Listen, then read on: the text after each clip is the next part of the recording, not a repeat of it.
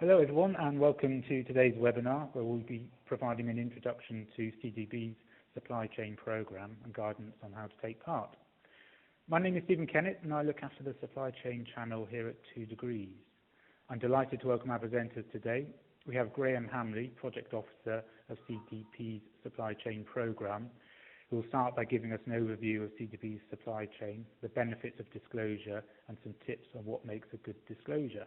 We also have Leila Pasachik, Technical Officer of CDP, who will provide an insight of CDP's climate change questionnaire and the changes for 2014.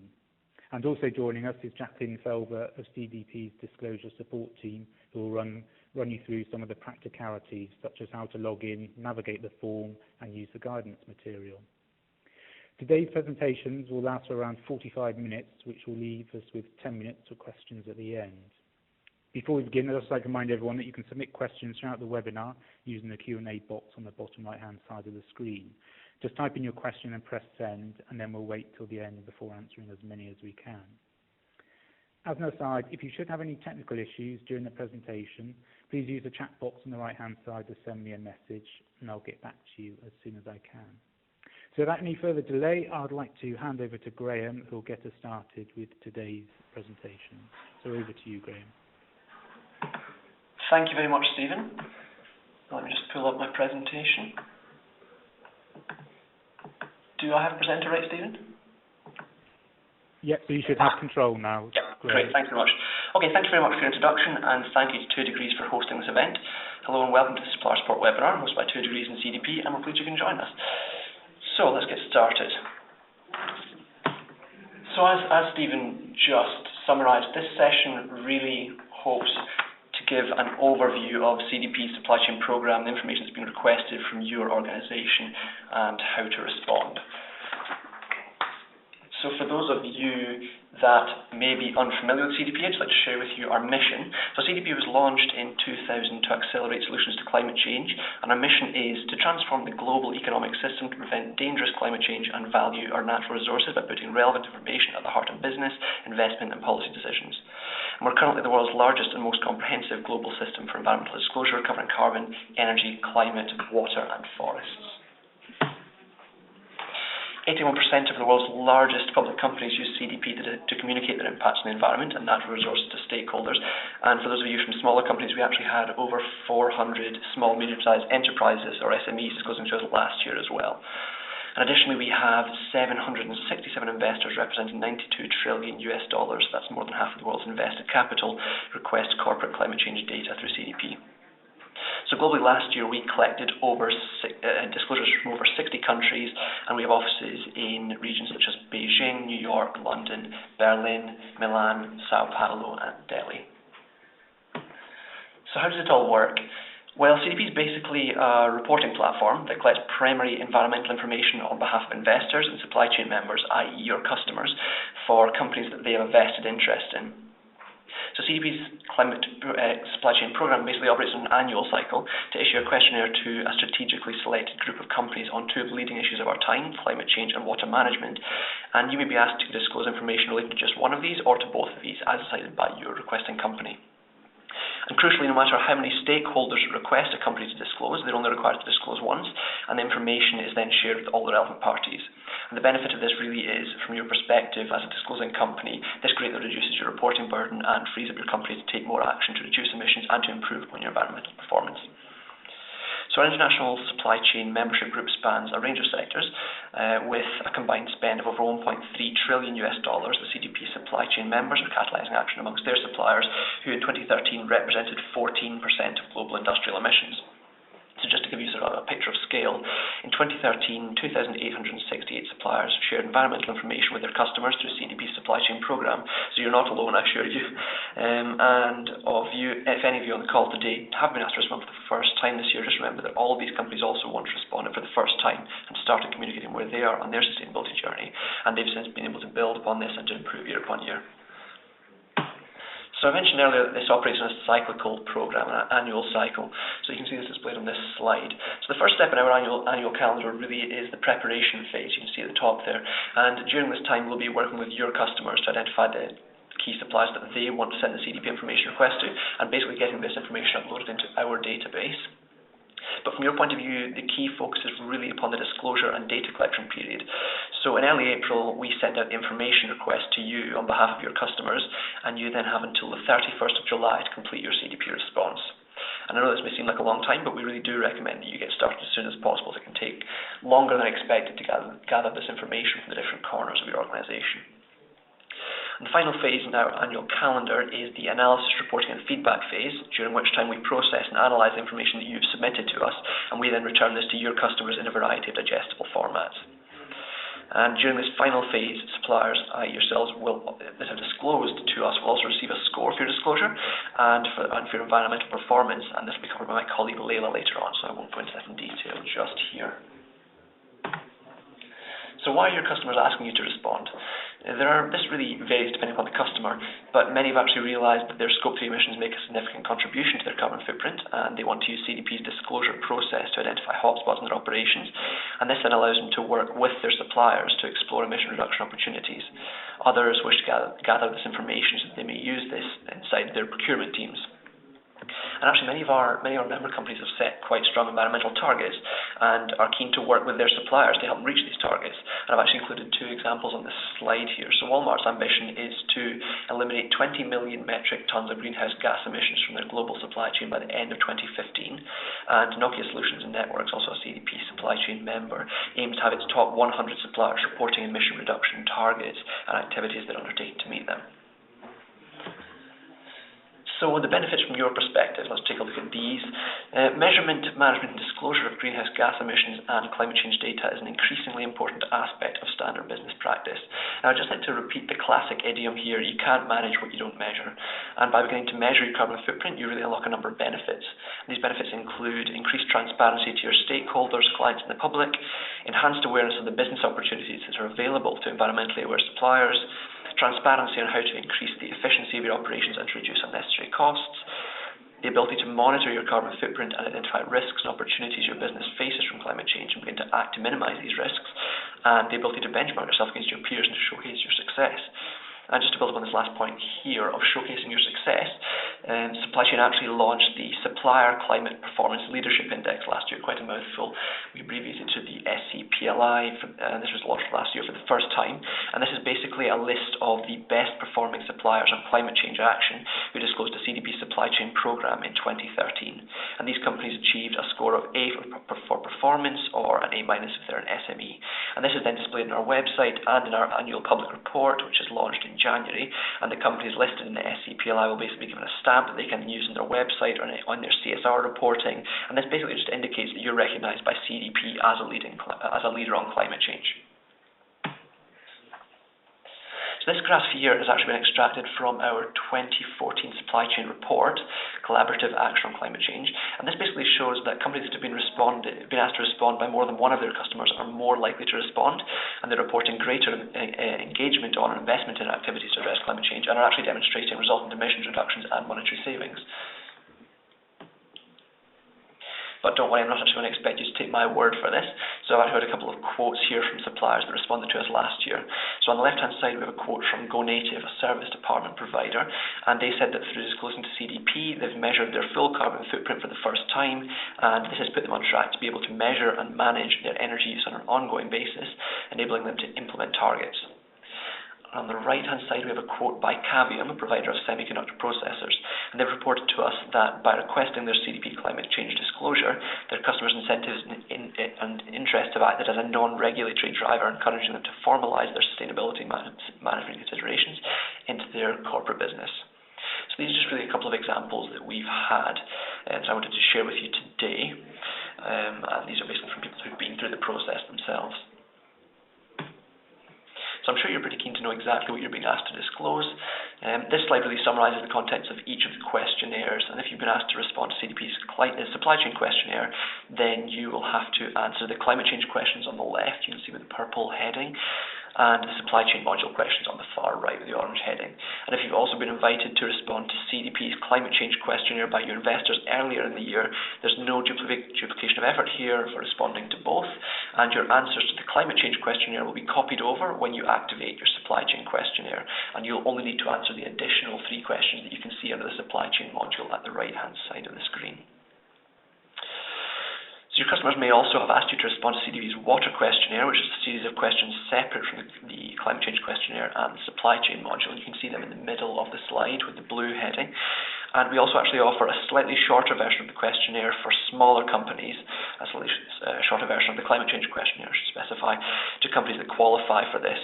To qualify for this, companies have to confirm that they meet both of the following conditions. They must have fewer than 250 employees, and they must have an annual turnover of less than 250 million euros. So if you do select that you're eligible to answer the shorter SME questionnaire in the online response system, you will only be required to answer a smaller subset of these questions. Anyway, I won't go into too much detail here because my colleague Leila will address this later on when she goes with the questionnaires. So I'd just like to finish off really with a few tips from me, and I know that these may seem obvious, but I hope these will help to get you started thinking about your organisation and how you'll be able to make the most of this opportunity. So first of all, we would recommend that you start early and leave enough time to collect the information, enter it online and get internal sign-off, and we have a number of guidance documents on our website which can help you with this as well. My colleague Jacqueline will run through these with you later. You can download a response drafting document which you can then run through offline with colleagues to get their input. We recommend that you download the CDP question-by-question guidance documents and cover as many questions as fully as you can. This will explain the rationale of each question and basically what's being asked of you. It will also give you information on the scoring methodology for each as well. And finally, don't be put off if you don't have all the information. Start with what you have, explain the gaps, and seek to improve ahead of next year's disclosure. Okay, with that, I'd really like to bring my section to an end here. I'm now going to pass over to my colleague, Leila Basacic, who's going to run through the questionnaire with you in more detail. Over to you, Leila. Thanks, Graham, and hello, everyone. So my name is Leila Basacic, and I'm Technical Officer here at CDP, based in our London headquarters. So today I'll be covering 4 things. Firstly, I'll give you a quick overview of the core climate change questionnaire and scoring methodology. We'll then briefly look at the changes that were introduced to the core climate change questionnaire from 2013 to 2014. We'll then have a look at the questions in the Supplier module in some more detail, and then we'll finish up with some top tips and help. So to get us started, I'm going to give you a high-level overview of the climate change information request structure, the content of the questionnaire, and also CDP's approach to scoring. In terms of the information request structure, in our supply chain program, we reach out to supplier companies on behalf of CDP supply chain member companies. And in our climate change program, we reach out to companies on behalf of investors. In both of these programs, companies are asked to provide information on climate change. The questionnaire sent out in both of these programs have 3 overlapping modules, which we refer to as the core climate change questionnaire.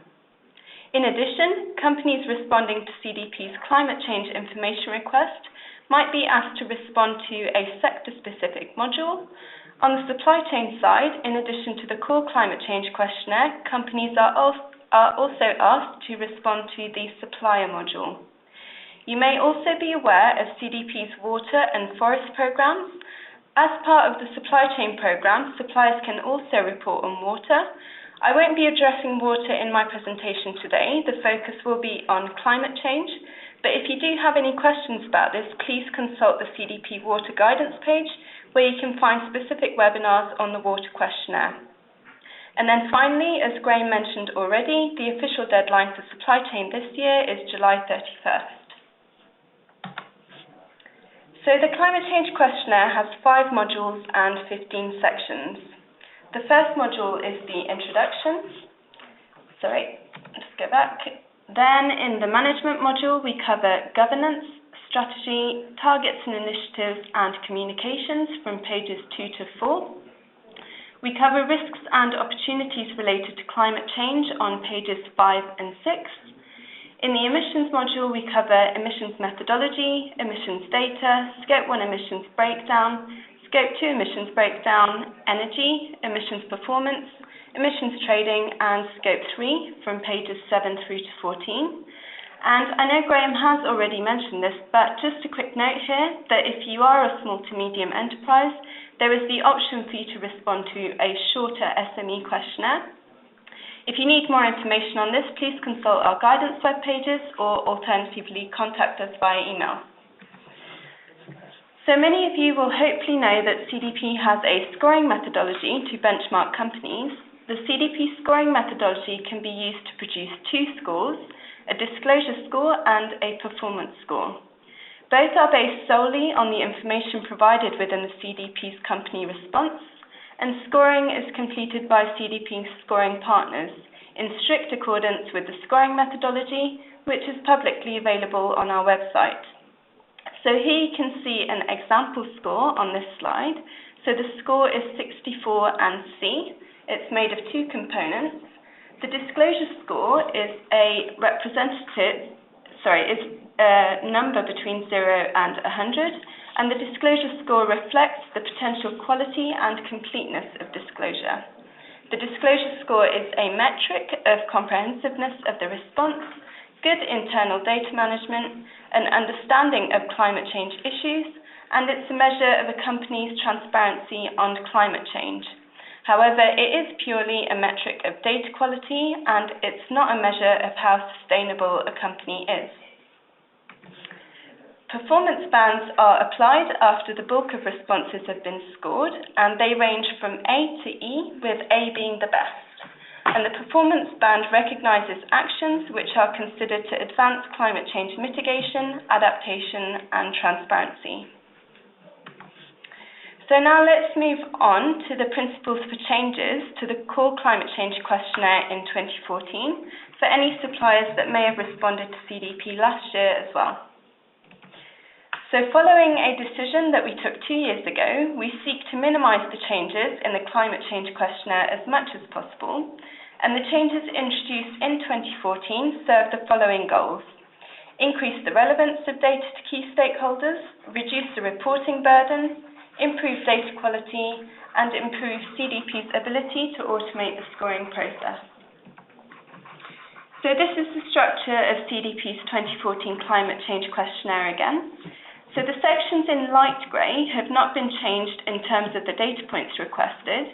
A slight tweak in wording or additional drop-down values might have been introduced in some instances, but the questions are the same and there's no change in the data points requested. Moderate changes have been introduced to the sections in red, and these are on the strategy page, specifically with regards to the questions on companies' risk management processes. In addition, in 2014, we simplified the risks and opportunities section. Also, within the emissions page, we introduced changes to the questions on verification, following a public consultation that we held in the fall. So if you responded to CDP last year and would like more information on any of these changes, please consult our changes document, which is available on the climate change guidance page of our website. And if you have any additional questions, please do get in touch. So I'll now cover the supply chain module questions. So emissions from suppliers are often greater than the purchasing organisation's own emissions, and the supply chain member requesting your GHG emissions data would like to better understand their entire impact of their organisation on climate change, not just their own direct emissions. So this is why we ask SM 1.1. Please allocate your emissions to your customers listed below, according to the goods or services you have sold them in this reporting period. So in this question, we ask you to report your emissions, so scopes 1 to 3, allocate these to your customer, and explain how you did this allocation. If you need more information on this, I would advise you to consult the GHG Protocol Scope 3 standard, and specifically Chapter 8 of this standard. Then SM 2.1 is, please use the table below to communicate any proposals you would like to make to your specific supply chain members for the collaborative development of GHG emission reducing projects or products. And as you can see here, you're asked to complete a number of columns in this table. SM 2.2 was a new question last year and asks suppliers to report if any requests or initiatives by CDP supply chain members prompted your company to take organizational level emissions reduction initiatives. Members are looking to see if A, their engagement with suppliers is affecting real change in the supply chain, and B, which suppliers are innovating and reducing emissions the most. This can lead to best practice sharing and, for example, we also have one member looking at the output of this question for a category in their annual supplier award ceremony. Moving on to SM3 on product level data, the product footprinting methodology is currently becoming more standardized and, increasingly, different elements of the product are being measured independently, allowing the final manufacturer or retail to more easily and accurately calculate the GHG content of a finished product. CDP and our supply chain members are encouraging you to start on this path and would like to collect from you more product-specific data. If you have a full cradle-to-gate or cradle-to-grave footprint for a relevant product, please use this table to convey that information. It's worth noting that we also ask you to give details on emission reduction initiatives completed or planned for those products, and if any of the initiatives described in SM 3.2c have been driven by requesting members, giving you another opportunity to highlight how your company is reacting to member engagement. So I've just prepared a very short section on tips and help as well. So if you're responding to the supply chain program for the first time, do review our guidance for first-time respondents to CDP. This is available through our supply chain guidance webpage on CDP's website. This document is very helpful and it goes through some of the basics of the CDP process, and it also gives an overview of CDP's different programs, including supply chain. Use the guidance documents available. We have a guidance document for climate change, the supply module and water, all available through our website. The documents can be a little long, but they really do go through every single question and explain how they should be answered. The copy from last year button in the ORS will save you a lot of time if you've responded to CDP previously. Please note that this button doesn't exist on all pages and the functionality is not there for all questions on pages where it does appear. This is because some of your values should be changing, especially where there are questions requesting numeric values, but you may find it useful for some of the more narrative responses that are applicable from one year to the next. And then the last point is we do keep seeing this mistake for numeric questions. If you don't have a value, don't enter 0, as this is a value in itself, and instead you should leave this field blank. We don't score cross-references to other questions or external websites.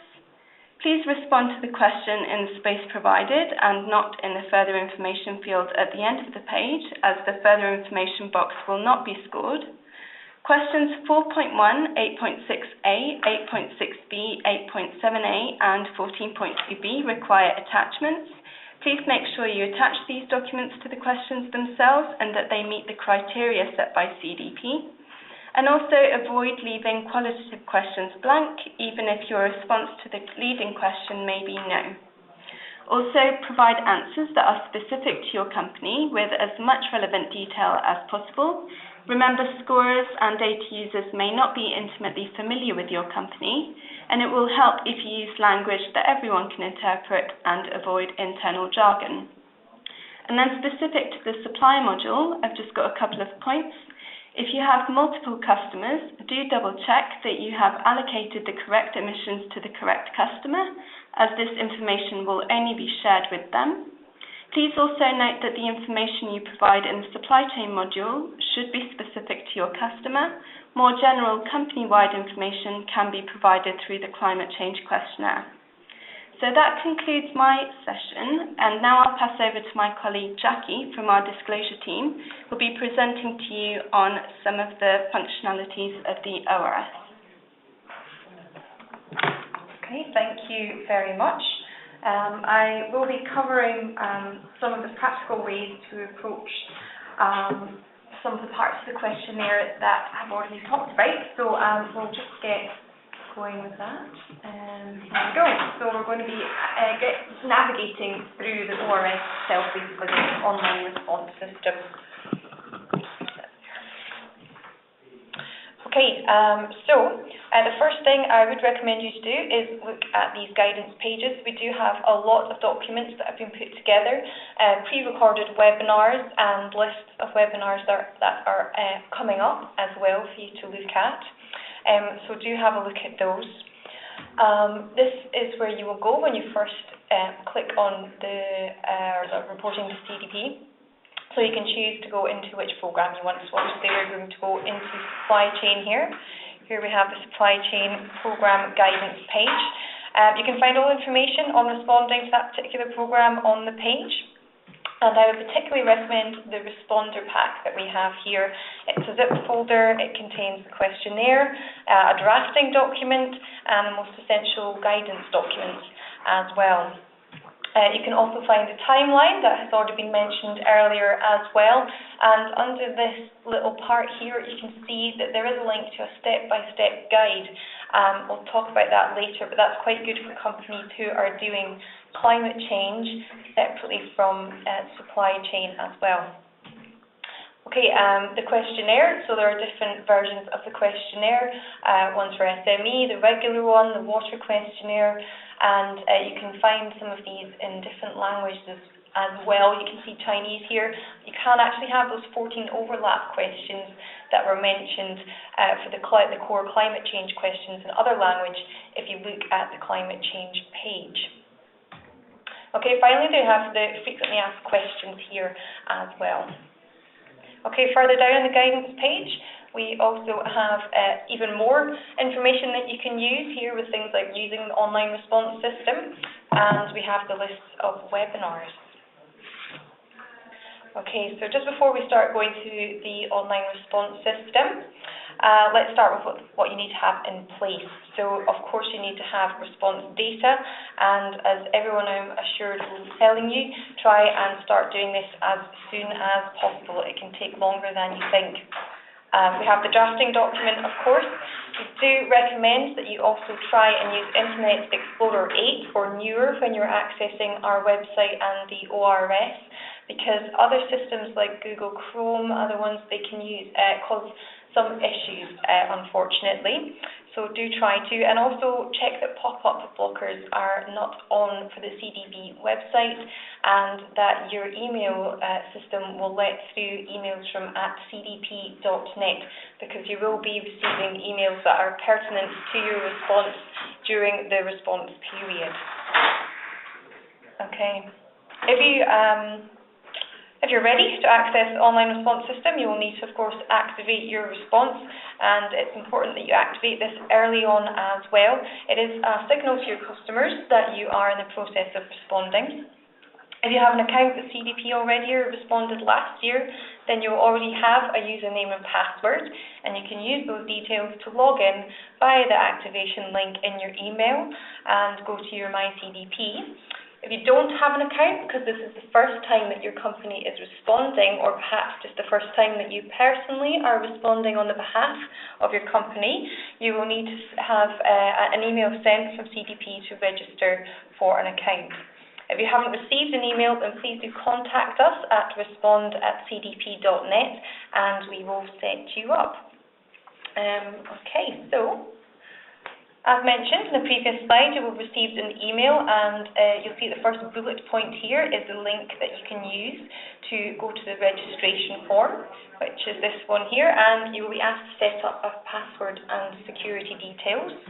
That will then take you to the sign-in page, but if you've already registered before, you will of course be taken straight to this sign-in page. So enter your username, your email address and password, and if you have forgotten your password, there's a reminder link as well.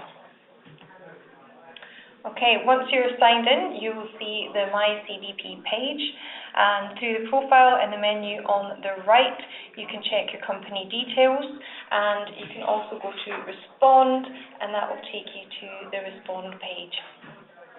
There we go. Here you can see all the CDP programs, and you can also find out who has or will receive the activation email next to users who may activate this response. The first person to activate will become the registered user, which means that they are the only one who have the rights to submit the response. If you want to change the registered user for a response that has been activated, you'll need to email us and we can change that for you. Do note that following activation instructions apply to companies that have been requested to complete the supply chain only. If you've also received a request to complete the climate change or water modules by investors, you will need to activate those programs first before you can activate the supply chain questionnaire. As mentioned by Graham earlier, and of course actually a couple of times, there are overlap questions, and that's really the reason for this, to stop you having to duplicate your efforts, because they will be automatically copied over to your supply chain questionnaire. Okay, further guidance on this is on our guidance pages, but if you are ready to activate your supply chain program, then click OK. Okay, this will take you to further information about which modules you've been requested to complete. And from this example here, you can see the company has been asked to do both the water and the climate change questions as part of the supply chain request. You'll also be asked to complete some additional information, including your industry sector, and to indicate here if you're going to be eligible for the SME questionnaire. And you can see the criteria at the bottom here as well. So do fill that in if you feel it is appropriate to you.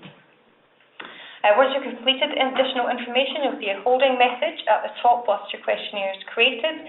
If you wait 5 to 10 minutes and then refresh, that will be done for you. If it's taking more than about 15 minutes, then please do email us at respond@cdp.net and we will have a look at it for you. After refreshing the page, you will see our Respond Now button at the top, and this means your questionnaire is ready. The program will now show the status of the response and the deadline, and as a registered user, you can add other users by using the Add User button. This will send them an activation email with a link. To get to the questionnaire, click the Respond Now button. This will then take you to the ORS homepage in a new window. So this is really one of the stages at which you have to make sure your pop-up blockers are off, or this will not work for you. All questionnaires are listed down the left-hand side. The middle section is where you can submit your response and determine whether your response is public or private, and you can set this just before you click submit. The list on the right shows links to your previous responses to CDP, which you can click to view, and to open and edit your 2014 response, click Answer Questionnaire. Okay, so we'll look at actually using the ORS system itself now. As you can see from the menu, when your questionnaire first opens, it will only show the introduction section, and the rest of the questions will appear after you complete this. That's because what you enter here determines what is in the rest of your questionnaire. Depending on whether you're requested to complete climate change module, water module, or both, you'll be presented with an introduction section relevant to those modules. You need to complete the introduction section for each module in order to populate the rest of the questionnaire for that module. Please be aware that as your questionnaire is populated based on what you enter here, you may lose data further on in the response if you change the introduction section at a later stage. For example, if you put in 3 reporting years, the questionnaire will generate 3 copies of the emissions pages for CC 8, 9 and 10, and the countries that you will pick will become available in a drop-down list.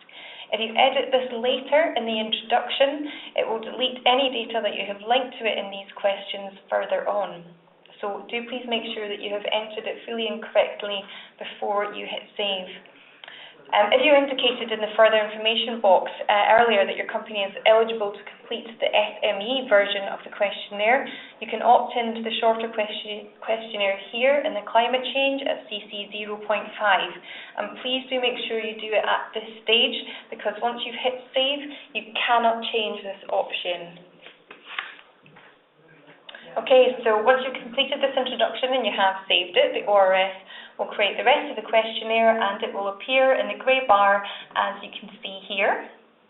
At the bottom of each page, there's a tick box to mark each page as complete, and by ticking that, you can track your progress. These pages will then be coloured red instead of grey under the section name, as you can see with introduction here in the image. And marking a page as complete will add to the percentage complete number on the home page too. But do note that the figure and the red bar along the top are only memory aids for you to use, and you don't need to tick all the boxes and have the 100% complete and a full red bar to actually submit, because this information is not published or saved with the submission. Okay, throughout the questionnaire you can access the guidance document here on the side, and at each question this link will take you to the appropriate page of the guidance for that question. At the bottom of the page you have some functions. You can opt to print your response or export to Word. Print will open the response in the internet browser, and export to Word will give you it in a Microsoft Word document. There's a material difference between the two. Print will show all of the questions that you have selected, but export to Word will show all the possible questions with the ones you haven't selected greyed out. Only the print function will include your attachments as hyperlinks. The export to Word won't show the attachments at all. The copy from last year function is available for selected questions, and you can check this using the guidance. This allows you to copy your answer to a question from last year into the 2014 question. To prevent accidental overwriting, this button will not work if you have entered data onto that page, so if you wish to use it, delete the data from the page and then try again. Please note that you can only use the copy from last year function to copy between the same programme. Even if some of the questions are the same in a different programme, it will not work. You can also add supporting documents to the further information section at the bottom of the page, and you would do this as the same as I'll show you on the next slide by attaching the documents. But please do again bear in mind, as was already mentioned, that any text and documents that are in further information sections won't be scored. Okay, some questions request that you attach supporting documents within them, and they were listed earlier for you. So, for example, verification documents. So you will click on Browse once you've located the file, click to attach it, and when you have done so, it will look like this in blue. If you want to delete it at this point, you can select the file and click on Remove, or use the X that's next to it in the next column. For some questions, your answer is restricted to one option from a drop-down menu, and clicking on the arrow to the right will reveal the full list of options. Companies should select the option that best describes their situation, and if you would like a description of these different meanings, you will find them in the guidance document for that specific question. For some questions, companies will be provided with the option to select Other, and when you do so, a box will appear underneath it for you to put an answer. Please do put a value in this box before you click Save, or the Other option won't be saved as your answer for the question. Okay, for numeric fields, only numbers are accepted. There's rules on the maximum numbers of digits, and they can vary between questions. Again, you can find this listed quite clearly in the guidance documents for each case, and don't put commas in your numbers either. For percentage fields, use numeric values between 0 and 100 with up to 2 decimal places, and there's no need to add the percentage symbol, as you can see it is there already. Now we'll look at how to do the submission process. When you're ready to submit, please check that your response is complete before you submit, as once you've gone through this process, your response will no longer be editable by you, and changes will be made by CDP staff. All amendments will be completed at CDP's discretion and might involve an administration fee. For further information on this, please read CDP's amendment policy by following the link in this slide, and these will be distributed, these slides, after the webinar has ended. As an additional tip, Internet Explorer 10 and 11 do have spell check facilities which you can use for checking the spelling within your response, and there are also third-party add-ons for other browsers. So you're happy with your response and you're ready to submit. So if you want to go back to the ORS homepage, just click Home at the top right-hand corner. And when you go back to the ORS homepage, you'll see the section for submission. If you're the registered user but you don't see a submit button, then do contact us, because this can change if changes have been made after activation. To submit, please read the terms and conditions and accept those. And here you can determine whether you want your response to be public or non-public. Once you're ready, click the submit button and you'll be taken to the confirmation page. Do read through this carefully and ensure your response is as complete as possible. And if you're 100% sure that you wish to submit, then you just need to click confirm at the bottom. If you're not happy and you want to go back and not submit at this stage, just click the cancel that you can see there and you'll go back to the home page. Okay, so if you do click confirm, you have submitted your response and you'll receive a confirmation page. And when you go back to the home page, you'll see there's a date in the middle, and you'll also receive a confirmation email with your response attached. Remember that if you've been requested to respond to multiple CDP programs, you will have to submit them all separately. Okay, so that is the end of this section, and here are a list of some of the types of guidance that you can find on our guidance pages for you. Thank you. Great, thank you very much, Jacqueline. So we've got some questions coming in, so we'll get through as many as we can in sort of the next 10 minutes or so. So Layla, there's one coming for you, and it refers back to the initiatives, the SM 2.2, and somebody's asking at what stage do the initiatives need to be at? Should they be fully implemented if you're to include them in the questionnaire? I'm actually going to respond with regards to the climate change questionnaire, which is the question group 3.3. I'm not sure if this might be the one they were talking about. But basically in 3.3 we have projects that are under different stages of development, and we've identified them as under investigation to be implemented, implementation commenced, implemented and not implemented.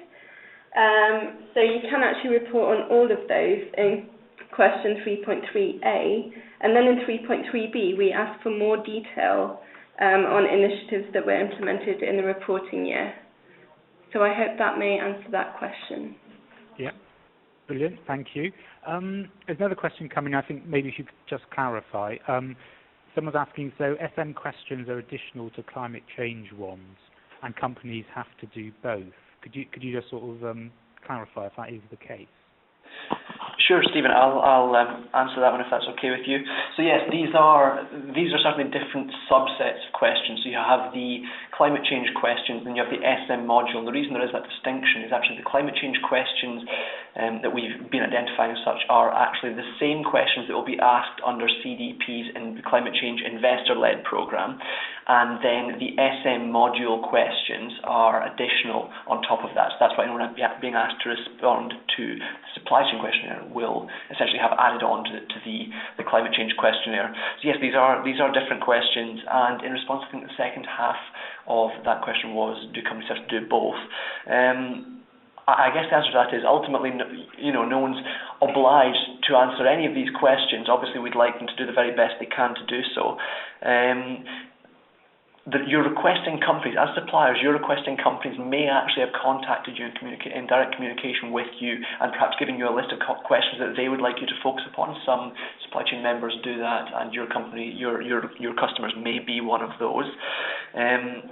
But other than that, I really recommend that I suppose you try to answer them all as best you can, and if you cannot, then feel free to be open about that and feel free to specify that this isn't currently something that you measure, but perhaps something that you look to measure in future.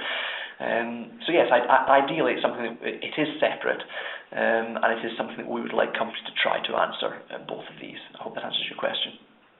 Fantastic, thanks Graham. Another question that's come in is, what checks do you have in place on the quality of the data being submitted, i.e. the quantitative data, both in terms of system checks and external quality of data assurances? Graham, do you want to tackle that one? Or? I can take this one. Okay, So in terms of the emissions data, we do actually ask, and we also score third-party verification. In terms of some of the other answers, also scorers will be undertaking some sense checks, and if they do come across anything rapidly kind of that doesn't match up, then that's something that they would probably penalise as well.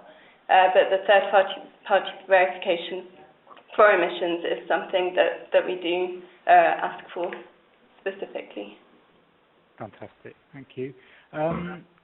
Jacqueline, you mentioned about SMEs, and somebody's asking what's the definition of an SME? Okay, if they wish to refer back to it, it is actually on the slide near the beginning. So when you're asked if you're eligible, it will tell you there. What it is if you meet both of the criteria for these, it's the total number of staff employed by my company has to be less than 250, and the annual turnover of the company is less than 50 million euros or 50 million US dollars. So you do have to meet both of those criteria to be eligible for the SME version. Great, thanks, Jacqueline. Another question, what happens if you miss the 31st of July deadline? Is that it? If this is something that you're really not able to meet, feel free to contact Respond at CDP with that and explain the situation to them, and we can work with you to perhaps issue an extension on this until the end of August if necessary. So there is room if necessary there for an extension. So to do that, contact Respond at cdp.net and we'll be able to help you with that.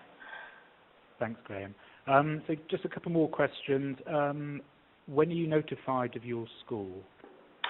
Yes, suppliers will be notified of their score in November, and this will be sent directly to the registered user, and the registered user is the person that's actually submitted the questionnaire. They've been responsible for filling out the questionnaire and they've submitted it. The score will be sent to them directly in November, and if they do have any issues, if they don't receive that, then or if they have any questions about this, then they can send any questions to scorefeedback@cdp.net. So that's scorefeedback@cdp.net, and they'll be able to help you with any questions you have and to send any score feedback to you. Okay, brilliant. And then one final question. What happens if you spot an error in the data once you've already submitted? So subsequent to filling out the questionnaire and submitting it, you then realise that something wasn't right. Is there a process for amending it? Yes, there is a process for amendments. Really the basics of it is to email us at the respond@cdp.net email address and let us know exactly what it is you wish to have changed. We will look at that for you. As I mentioned in my slides, and you will see the link in there to the amendments document, we are implementing some fees for certain changes, but it sounds like something that's really core to the emissions data. I think we're generally not going to be charging for that one, but do check in the amendments policy. Okay, but don't let that put you off from contacting us about it. Fantastic, thank you. So that's all we've got time for now, but I'd like to thank Graham, Layla and Jacqueline for their time today and for getting through so many questions, and also for everyone who joined us for this webinar. Just to remind you all, a recording of the webinar and the presentation slides will be archived on the 2 Degrees platform, and we'll send out an email link to those as soon as they go live. So I hope you found today interesting and useful, and you'll be able to join us for further webinars in the future. So thank you.